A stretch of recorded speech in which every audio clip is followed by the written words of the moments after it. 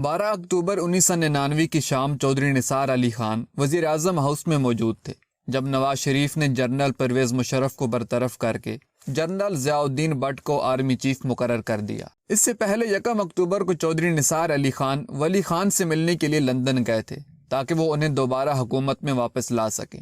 وہ لندن میں 10 دن رہے اور 10 اکتوبر کو پاکستان واپس لوٹے تھے۔ چودھری نثار نے 11 اکتوبر کو نواز شریف سے ملنے کی کوشش کی تو پتہ چلا کہ وہ دبئی گئے ہوئے تھے۔ 12 اکتوبر والے دن شہباز شریف نے چودھری نثار کو وزیر اعظم ہاؤس لنچ پر بلایا۔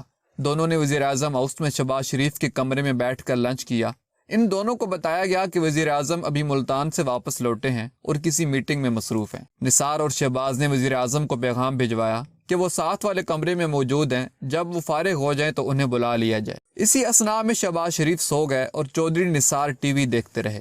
اچانک چودھری نثار نے پی ٹی وی پر جنرل مشرف کی برطرفی کی خبر سنی اور فوری طور پر شہباز شریف کو جگایا۔ شہباز شریف کو یقین نہیں آ رہا تھا کہ نواز شریف نے جنرل مشرف کو برطرف کر دیا ہے۔